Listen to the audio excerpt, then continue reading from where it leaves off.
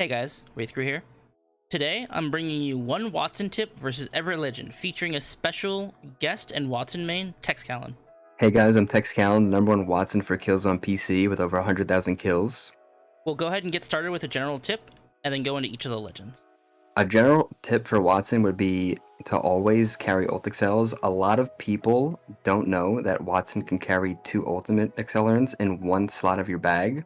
That's pretty much an ult in every fight. Even if you think you wasted it, you can just hit an ult accel again and instantly have your ult. If you think you need your ult, go ahead and just drop it in any situation. Another general tip is that you can fence through doors. The way to do this is you just need to have a node already on the other side of the door, and when you go to do this, try to hide the node or else it'll be very obvious. This works especially well against other Wattsons who, if you're pushing them, there's more than likely one of their nodes on the other side of the door. For Bloodhounds, there isn't really much you can do. The best thing you could do is try to pay attention for where their scan came from and place fences accordingly. For Gibraltar, there's actually a lot of things you can do. If Gibraltar ever bubbles towards you, you can quickly get into his bubble, fence the side that he's entering the bubble on, and it completely takes the bubble from him. It is now your bubble. You can also preemptively drop your ult, because if you're outside, they're more than likely going to ult you, and you completely counter him. But it's also, be careful, because Gibraltar's bubble can cut your fence off if he throws it between the nodes. For Lifeline, this is a pretty niche tip, but it's still worth mentioning regardless. If you ever knock one of Lifeline's teammates and they're close enough to you while they're getting rezzed, if you're quick enough, you can fence the person getting rezzed, and they'll tick your fence damage while you're fighting other members of the team. And by the time they get up, they'll either die to the fence ticks or they'll be one-shot. For Pathfinder, you want to watch out for him taking high ground on you and around your fences, so just watch out for that. And also, if he's zipping at you, you can fence the zip line, and you probably would want to do a triangle fence for this to limit his pathing. Triangle fences are good because it takes up more room for you, and it makes the enemy's pathing more predictable. Also, if someone crosses into the triangle, then I have to cross back out and take an additional 20 damage, which is a lot. For Wraith, now this goes for both Wraiths on your team and the enemy team, always fence the portals. If you're pushing and an enemy team follows you through your Wraith's portals, obviously your fences are there to back you up, and if an enemy Wraith comes back through her portal, it's a free kill. For Bangalore, your ult will eat her smoke canisters, but this doesn't really happen all the time, it's just worth noting. It also eats her ultimate, so preemptively place your ult if you see a Bangalore, especially if you're in an open area. For Caustic, you really want to be quick and pay attention to looking for Caustics on the enemy team. Whoever is set up first has the advantage. If he has barrels and you try to put your ultimate and fences down, his gas will break all of that. But if you have your ult and fences down beforehand, he can't do anything because your ult not only eats his ultimate, but it eats his barrels. This is especially important in endgame zones. You all know the zones become very small. If you're set up before him, he really can't do anything. For Mirage, there isn't really much to mention, but it is worth noting that if he throws a decoy into your fence, it will reveal your position to him. Be careful when fencing around the Mirage, because his decoys can body block your fences, and they'll place nowhere where you want them to.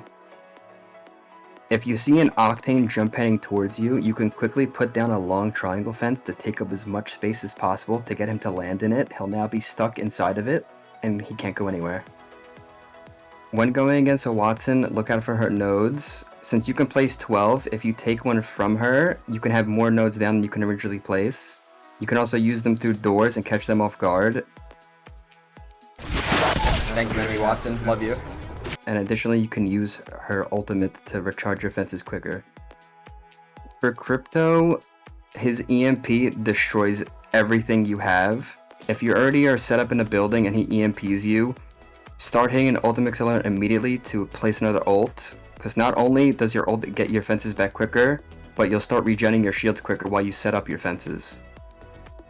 For Revenant, you can see where he's death toteming from now, and if you're feeling risky, you could flank the death totem and fence around the totem. You'll see the orange orbs that indicates where they're gonna come back from. If you fence around that and they get sent back, they'll not only be flashbanged, but they'll also be stunned, and they're very easy kills. For Loba, there isn't really much you can do, but just be on the lookout for them to use their bracelet through your fences. Now, even though they can do this, only Loba is going to be on your side of the fences, so she'll be alone and an easy kill for you and your team. For Rampart, there isn't much you can do. If you notice them inside a building with their amped cover down, you can put your fences on the opposite side of the door and trap them inside of the building. What this does is it keeps them inside and lets your teammates get off angles around the building. For Horizon, you want to preemptively place your ult down when you can, because Horizons usually open up fights with their ultimate. It's also good to mention that if there's a Horizon on your team, their Q will get zapped by your ultimate. Again, when going against Horizon, watch out for off angles they can get with their Q. Just be prepared for them to try to take control of the rooftop and fence if you need to. Very similar to Octane, you might want to place a triangle fence down in case they try to take the roof on you. For Fuse, this is very similar to Caustic. Fuse is a hard counter to Wattson. His knuckle cluster can break all of your fences, and that's just with one knuckle cluster, and he has two of them. You want to be set up beforehand, and if you have to, place your gen near the fences you don't want him to break. For Valkyrie, your ult will zap her missile strike. This is very important because her missile strike is very strong. You also want to watch out for off angles she can get with her jetpack. She's probably going to fly across your fences and over them to get on top of high ground. Valkyrie is very annoying to Wattson's because even if they do hit your fence, they can jetpack away full speed. For Seer, there isn't much you can do. Your ult can zap his ult, but a good Seer will never throw his ult at you. They'll usually tuck it in a corner where you can't get it. The best thing you can do is similar to Bloodhound, pay attention to where his Q comes from and place your fences accordingly.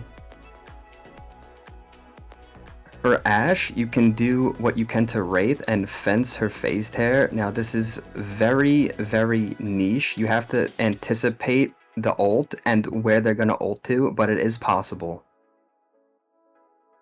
For Maggie, you want to be extra careful because her riot drill can break your pylon and your nodes through walls. If you see a Maggie, try not to place your ult next to walls because she'll just break it easily. If Maggie ults you, you'll have plenty of time to place your ult down because your ult actually eats her wrecking ball when it gets into range. For Newcastle, there isn't much you can do. If you have to play around his wall, you can fence the side of the wall that you're on, which will prevent him from climbing over it. This is only good for keeping him there behind his wall while your teammates flank him. That's it for all the tips. I hope you guys enjoyed the video, and thank you, Texcalon, so much for helping me make this video. Thank you so much for having me. I have a full Wattson guide that explains how to play Wattson aggressively. If you guys are interested, it has way more in-depth tips, and you can also find me on Twitch at twitch.tv/Texcalon. Tex's full Wattson guide will be linked in the description below if you're looking for more in-depth tips, as well as both of our Twitch channels and all of our socials. And I'll be sure to catch you guys in the next one.